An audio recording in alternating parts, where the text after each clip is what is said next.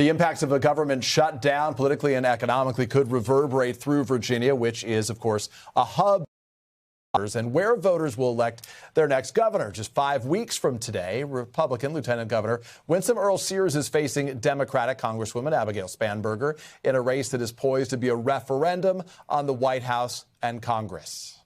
Joining me now is Winsome Earle-Sears, Virginia's Republican Lieutenant Governor and gubernatorial candidate. Madam Governor, I appreciate you making time to speak to us. Oh, thank you for having me. It's a great day. Well, we're facing a deadline right now as we're speaking. Nearly 150,000 civilian federal workers live in Virginia. That's according to the Congressional Research Service. We're watching the clock count down toward a shutdown. What is your message to them just hours before this potential government shutdown? Yes, so actually, I'm hoping that my opponent, Abigail Spanberger, will tell her friends, Senators Kaine and Warner, who are from Virginia, not to shut down our government, to give a continuing resolution that's clean. Vote for that, because you're going to put all of those federal workers out of a job. And my opponent has been speaking about that all summer long, and she needs to come and tell them exactly that. Vote for a clean, continuing resolution to keep our federal workers in their jobs. Those Democrats who say that they are in a negotiation pushing for an extension of ACA subsidies, for some of the Medicaid cuts to be removed. They were part of the big, beautiful bill, as the president described it here. That's their perspective on this moment. You talk about, though, the potential loss of jobs. The president is threatening to use this shutdown to lay off federal workers. So what do you say, Madam Governor, to those federal workers in your state who say Republicans don't have their best interests in mind right now, especially after the DOGE cuts?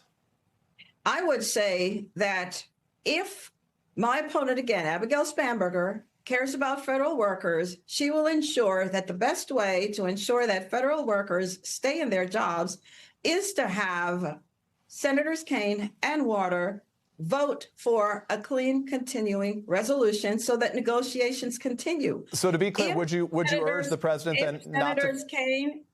If Senators Kaine and Warner, we only need 7 Democrats, who are seven Senate Democrats, to come over and vote for a clean, continuing resolution. What they're doing now is having $1 trillion added without discussion to the resolution. Well, so let's pull back the curtain, though, because the jobs know it's not going to pass. And so would they throw all of the federal workers in Virginia that they have said so much that they care about be out of work? That's not fair. That's not the way we want to be. So I want to let you finish that thought, but I think it's important that we make clear to the audience right now that the president initiated the biggest singular cut to jobs in U.S. history earlier this year, of course, when he offered more than 2 million people a buyout. 24,000 cuts were made in the U.S. Army, 10,000 in the Veterans Affairs Department. Many of those cuts, of course, in your home state of Virginia right now. So whether, even before we face this shutdown deadline, the president was already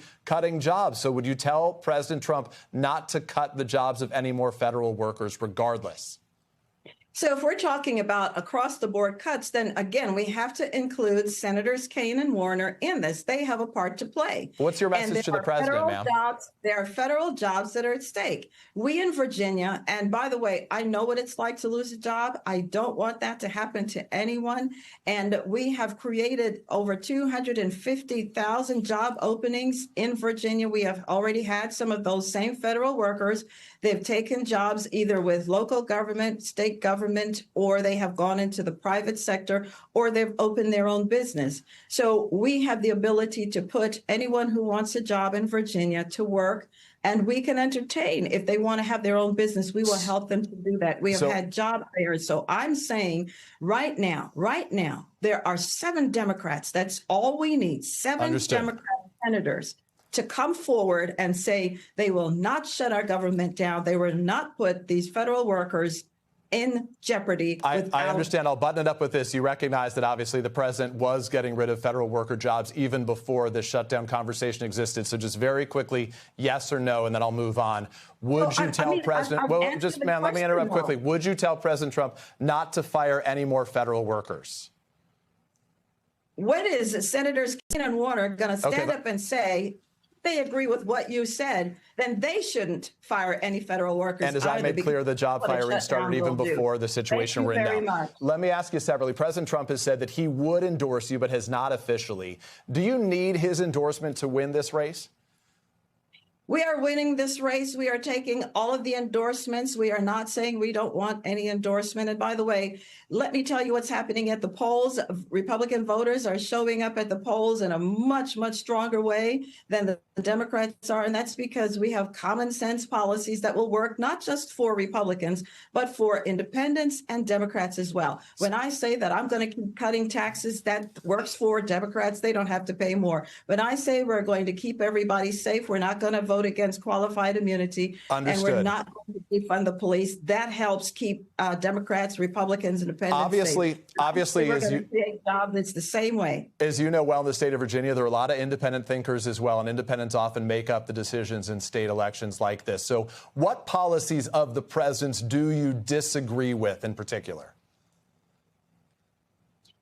I'm not sure I understand your question, because I'm talking to you about policies that I'm going to put forth in Virginia. So, and I'm asking vis-a-vis the president, what policies of the president's do you disagree with? It's an opportunity to detail what you stand for. Policies. You've got to talk to the president about those policies. And so where do you differ from his? So the American of the United States, Madam, it's not I'm running to be governor of our great Commonwealth of Virginia. And if we're talking about president's policies, then my goodness, did you talk to Abigail about Biden's policies that created inflation? Did you talk to him? But Biden's not the president now. The president of the United States is Donald Trump, and you were running for Republican in that state. So my question, I apologize for speaking of you. Are there any policies of the Republican Party, of the president of the United States as a leader of the party, that you differ with? It's a simple question for the voters of your state. Yes, but I see what you're doing here, and you're favoring her side, and I don't understand that, because you're supposed to not be doing that. I'm telling you. How am I favoring her side by asking you what your side is? But I'm telling you that my tax policy will work for all Virginians. And surely that should be enough. I'm telling you that my jobs policy will work for all Virginians. I'm telling you that my energy policy will work for all Virginians, because it's an all of the above approach. And we're talking about clean coal, oil, renewables, nuclear, natural gas. My opponent, she only wants renewables. And I tell you, when the sun goes down, what happens? When there is no wind, what happens? So we can't afford her. She's driving up our costs of living. My final question is in response to what we heard from the president earlier today. President Trump today revealed that he told Secretary Pete Hegseth that we should use some of these dangerous cities as training grounds for our military. Would you support him deploying the military in Virginia if he deemed necessary? I support whatever will keep Virginia safe. And as a Marine, and do you believe that would be the inclusion of federal troops? What I'm telling you is we have found the number 3 MS-13 leader right here in Virginia, which my opponent, Abigail Spamger, was against. She's for sanctuary cities. We are not going to give any criminals who are legally here sanctuary. So would you request federal troops come into the state of Virginia, Madam Governor? He voted for fentanyl, which produced so much coming across the border because of her open borders policy. So I am for whatever will keep Virginians safe. Okay. Yes or no question. Would you ask President Trump to bring in federal troops to help keep Virginians safe? Virginia's already safe because we know how to do this. Okay. We have removed over 30% of criminals from off our streets. We have 4,000 criminals who are legally. So in your view, there's no need to bring in federal troops. I'll take that as your answer. Lieutenant Governor Winsome Earle-Sears, I very much appreciate your making time to speak to us. Thank you. Thank you. We thank you for watching. And remember, stay updated on breaking news and top stories on the NBC News app, or watch live on our YouTube channel.